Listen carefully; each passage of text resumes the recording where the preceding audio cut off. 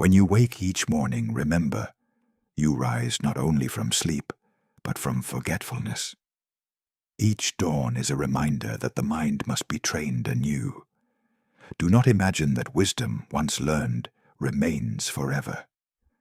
Virtue must be practiced each day, or it fades like breath on glass.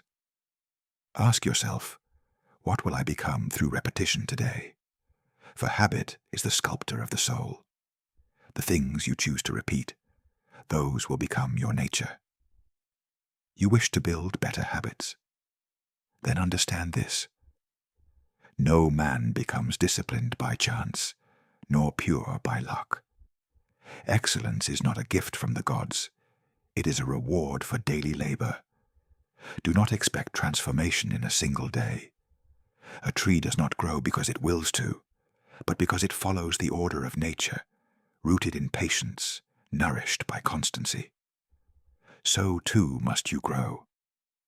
Each small act of restraint, each moment of awareness, each thought examined instead of indulged, these are the roots of a stronger mind. The body obeys the mind, and the mind obeys its thoughts. Therefore, guard your thoughts with care. For the soul becomes dyed with the color of its thoughts. And if you wish to dye your soul in calm, courage, and reason, then think, speak, and act in harmony with them every day. Begin not with grand ambition, but with a single resolve. To live this day with attention, to act without haste, and to choose what is right over what is easy. For the Stoic path is not the path of comfort, but of clarity. And clarity is the beginning of strength. If a man wishes to master himself, he must first learn to see himself clearly. How can one correct what one does not observe? Most men live as if asleep, carried from act to act by impulse and memory, believing they choose when in truth they merely repeat. So I watch myself. I examine the stirrings within me, the sudden anger, the hidden craving, the quiet wish to be praised.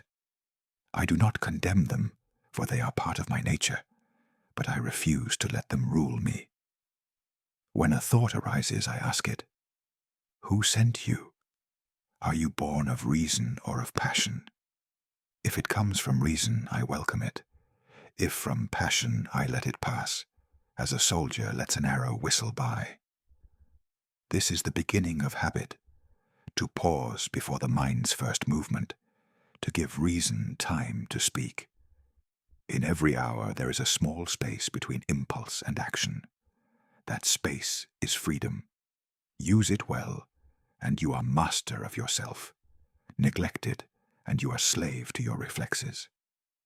When I judge another, I turn the question inward. Do I, too, act from the same blindness? Often I find that I do. Thus I learn humility, and humility opens the way to correction. To build better habits, begin by watching. As the physician studies the pulse, study the rhythm of your thoughts. Do not flee from what you find. Observe it as you would the turning of the seasons. Awareness is the foundation. Without it, no virtue can take root. When you know yourself, you no longer drift. You choose. And every choice, when made with clarity, becomes a stone laid in the wall of character. A single noble act does not make a virtuous man, just as a single drop of rain does not nourish the field. It is the steady fall, the daily rhythm, that brings life to the soil.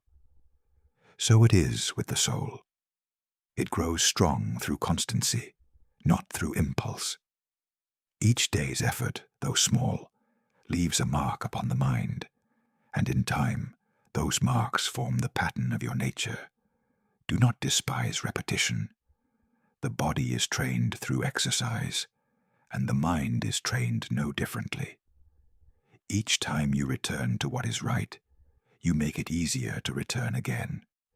You will not always feel eager. Some mornings the weight of idleness will press heavily upon you. Rise anyway. Action itself clears the fog from the spirit. Tell yourself, I was made to work with reason. To act according to my purpose is rest for the soul. The idle man is never at peace, for he resists his own design. When you practice a good deed, do not count it or announce it. The eye does not seek praise for seeing, nor the hand for its labor. Let goodness become as natural as breath, unnoticed yet essential. If you falter, return without complaint. Virtue is not built in a day, nor ruined in a single failure. As long as you turn again toward what is right, you are progressing, even when progress is unseen. Therefore, be patient with yourself, as the farmer is patient with his seeds. He does not shout at the ground, nor dig up the roots to hasten their growth. He tends, waters, and waits, trusting that nature works quietly. Do the same with your soul. Tend to it daily. Return to your discipline. And let the slow rhythm of effort make of you a man unshaken by fortune, steadfast in purpose, and free from regret. How often the mind is lured from its path, not by enemies, but by the soft voice of comfort. Pleasure, vanity, praise, indulgence. They whisper gently, and in their sweetness lies their danger. Do not hate these things. Hate only your slavery to them. To be free, you must learn to look upon them without trembling, to say, "You are nothing to me unless reason approves you." The world will always reach for your attention. Its noise will rise like the clamor of a marketplace. But remember, no man compels you to buy. Your peace is stolen only when you hand it away. When distraction calls, pause and ask, will this strengthen me or weaken me? Will it leave me calmer or more disturbed? If the answer shames you, let it go. There is no joy in indulgence that reason later condemns. Pleasure, when it turns to regret, is a form of pain. Do not fill your cup so high that it spills your peace. The disciplined man does not reject the world. He enjoys it rightly as a guest, not a prisoner. He eats when hungry, rests when weary, speaks when truth demands, never from compulsion, always from choice. Each time you resist distraction, you strengthen the will, as iron, tested by fire, becomes unbreakable. Each time you yield, you teach the mind to obey its weakness. Therefore, train yourself to return. When your thoughts scatter, draw them back gently as a shepherd gathers his flock. In time, the wandering lessens, and stillness becomes your nature. To build better habits, you must learn to dwell with yourself. The man who cannot sit in silence for an hour has already surrendered to every enemy within. Seek not to escape the moment. Perfect it. Do what is before you with your whole mind, and the world's noise will fade into nothing. When you stumble, as all men do not surrender your mind to despair. A fall does not dishonor you. Refusing to rise does. I have failed in thought, in word, in deed. Many times I have been drawn by anger, touched by vanity, tempted by ease. And each time I have returned to myself and said, "This is not what I was made for." Remember this. To fall is human.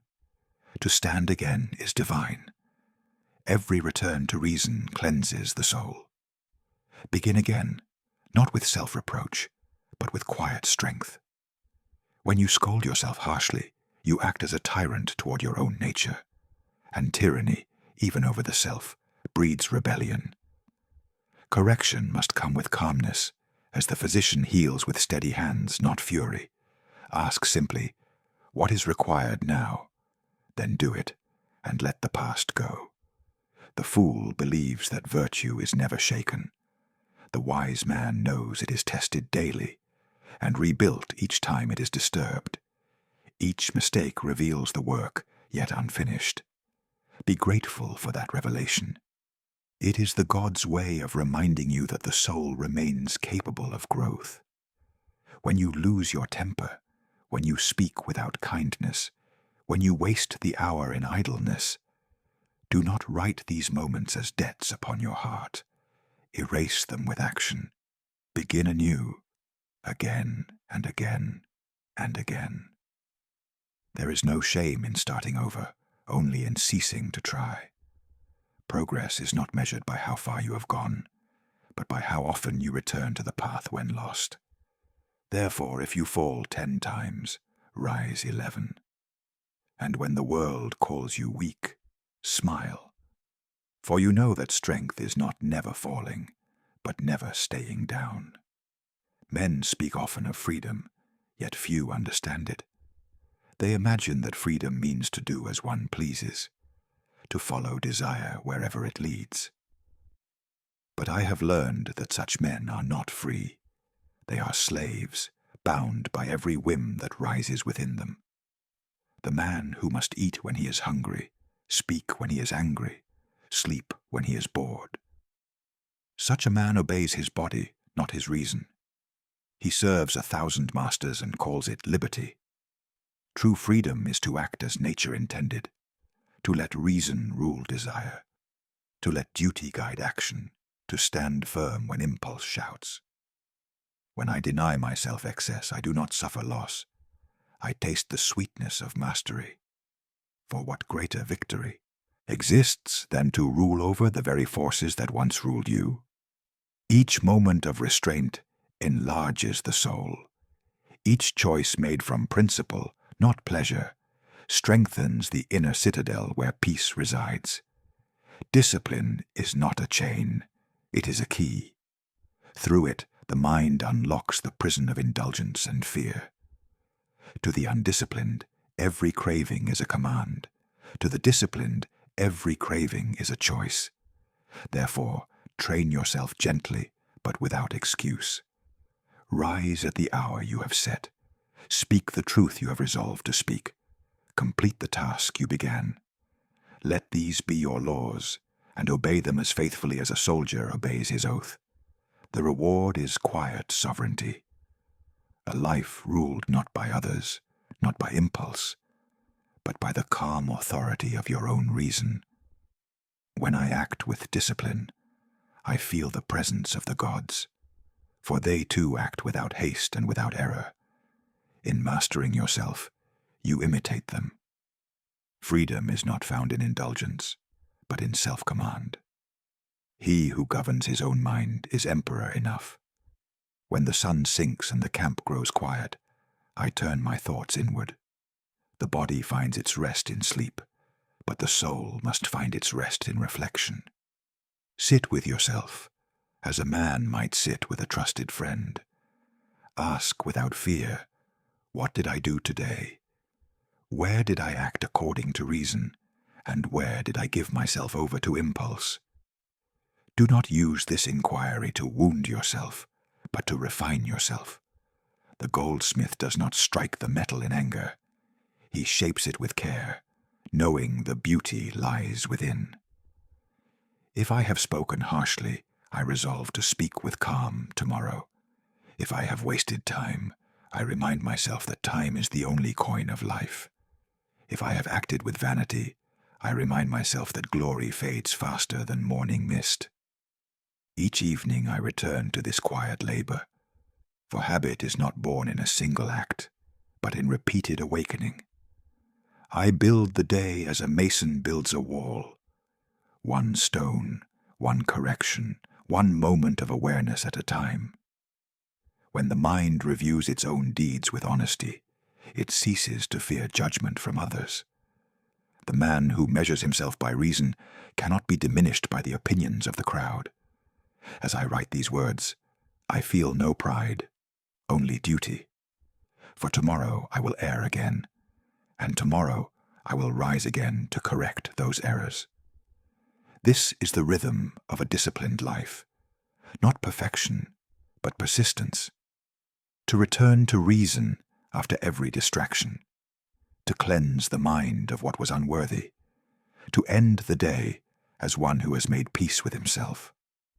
When you have examined your heart and found both fault and progress, sleep without shame. You have lived as a man should live, striving, learning, returning. And when dawn comes, you will rise with a lighter spirit, ready once more to begin the work of mastering the only empire that truly matters, the empire within. Now the circle is complete. Morning has taught vigilance, daylight has tested discipline, and evening calls the soul back to itself. Do not ask whether you have become perfect. Ask only whether you have become more aware. Perfection belongs to the gods, but progress belongs to all who persist. Each hour lived in accord with reason is a victory over chaos. Each desire mastered, a stone laid in the foundation of freedom. Remember, the work of the Stoic is endless as the breath that sustains him. You polish the mirror of the mind each day, for dust always returns. If you have been patient once more, if you have chosen silence over anger, duty over idleness, truth over comfort, be content. You have lived today as a philosopher lives. Tomorrow will demand the same courage. Do not dread this. Repetition is not punishment. It is the rhythm by which the soul grows strong. When I gaze upon the stars, I am reminded that the universe itself repeats without weariness. The sun rises, the moon wanes, the seasons turn, and all return to their appointed course. Why should I, a part of that whole, resist my own turning toward virtue? Hold fast to what is simple. Do what is right. Speak the truth. Receive what comes with gratitude, and let go when it must depart. Thus the mind remains tranquil, for it seeks nothing that time can take. When the day ends, offer thanks, not for what was easy, but for what tested you and left you wiser. And as sleep approaches, say quietly to the soul, "You have done what was yours to do. Rest now, in harmony with the order of all things." Then let the mind grow still, and let reason keep its silent watch until morning summons you again to the discipline of living well.